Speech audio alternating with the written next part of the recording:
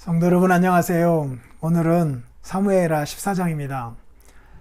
압살롬이 형 암논을 죽이고 그술로 도망갔잖아요. 3년이 지났습니다. 다윗의 마음은 어떠했을까요? 암논을 향한 다윗의 마음 또 얼마나 측은하였겠습니까? 압살롬을 향한 다윗의 마음은 훨씬 더 복잡했겠죠. 아버지로서의 마음도 복잡하고 왕으로서의 마음도 복잡하였을 것이에요. 국외로 도망가 있는 그 아들, 법적으로 심판해야 하지만 또 아들이기 때문에 그를 향한 긍휼을 버릴 수 없었던 그 아버지의 마음을 누가 헤아릴 수 있겠습니까? 그 마음을 헤아려 준 사람이 다윗의 부하 요압입니다. 요압이 아주 지혜로운 여인 한 사람을 택하여서 그 여인으로 하여금 다윗에게 가게 만들어요. 이야기를 하게 만듭니다. 자기의 처지인 것처럼 이야기를 하게 만들어요. 그때의 뭔가 이렇게 파리한 모습으로, 절박한 모습으로 왕에게 나아가서 이야기할 것을 명합니다. 이야기의 내용은 자기에게 두 아들이 있었는데 두 아들이 싸우다가 한 아들이 다른 아들을 죽인 거예요. 그래서 이제 한 아들이 죽었어요. 그랬더니 주위에 있는 사람들이 그 아들을 죽인 그 살아있는 아들, 그도 법을 따라서 죽여야 한다라고 하면서 그 아들을 내놓으라고 하는 거예요. 왕이요, 이런 일에 대해서 어떻게 해야 됩니까? 왕의 백성에게 이런 일이 있습니다. 이런 일이 벌어졌습니다. 어떻게 해야 됩니까? 사람들이 그 상속자까지도 끊어야겠다라고 말하고 있습니다. 어떻게 해야 됩니까? 라고 하니까 그냥 집으로 가라 라고 왕이 말하잖아요. 그래도 이 여인이 집으로 가지 아니하고 계속해서 왕에게 질문합니다.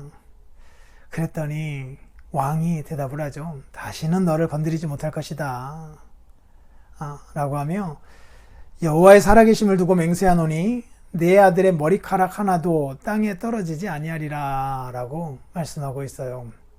하이델베르크 요리문답 1문 1답에서도 요 표현이 나오죠. 머리카락은 압살롬의 트레이드 마크입니다. 가장 매력적인 사람이었다라고 하는 것이 그의 머리카락을 통하여서 나타나잖아요. 머리끝부터 발끝까지 완벽했던 사람이 압살롬이었고, 지금 이 예화는 지금 압살롬에 대한 예화이잖아요. 그렇게 왕이 이 여인에게 말하자 여인이 드디어 이 이야기가 왕의 아들들에 대한 이야기라고 하는 것을 밝히게 되죠. 그리고 다윗은 이 이야기를 요압이 꾸몄느냐, 요압이 너를 보냈느냐라고 묻고 그 여인은 그러하였습니다 라고 대답을 합니다. 그리고 이 지혜로운 여인의 그 이야기를 통하여서 요압에게 명하죠. 3년이나 국외로 지금 피난 생활하고 있는 압살롬을 데리고 와라. 그래서 데리고 옵니다. 그런데 다윗이 얼굴을 보여주질 않아요. 다윗의 집에 살게 하진 않습니다. 아들이긴 하지만 그럼에도 불구하고 죄 지은 아들을 완전히 용서할 수는 없었던 것 같아요. 또 왕으로서 공의 때문일 수도 있었고요. 2년여 시간이 또 흐르게 돼요. 그 시간 동안에 압살롬은 나를 이렇게 대할 것 같으면 왜 나를 여기 예루살렘에 불렀는가 라고 하면서 다시 요압을 불러서 요압으로 하여금 중재를 하게끔 하였지만 요압도 왕의 뜻이 아닌 것을 알았기 때문에 압살롬을 만나주지 않았잖아요. 그러자 요압의 집에 포도원에 불을 질러버리잖아요.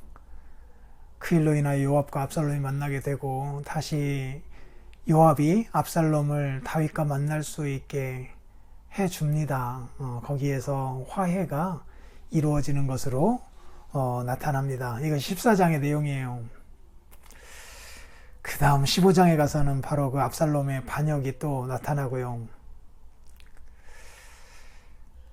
제가 보기에는 3년이 지난 이후에 그 술에서 도망가 있었던 이 압살롬을 다윗이 자기 고향으로 돌아오게 하였을 때에 이 압살롬을 만나 주었더라면 어떠했을까라는 생각이 듭니다. 그때 따끔하게 야단을 쳤어야 될 것 같아요. 그리고 매듭을 풀었어야 될 것 같아요.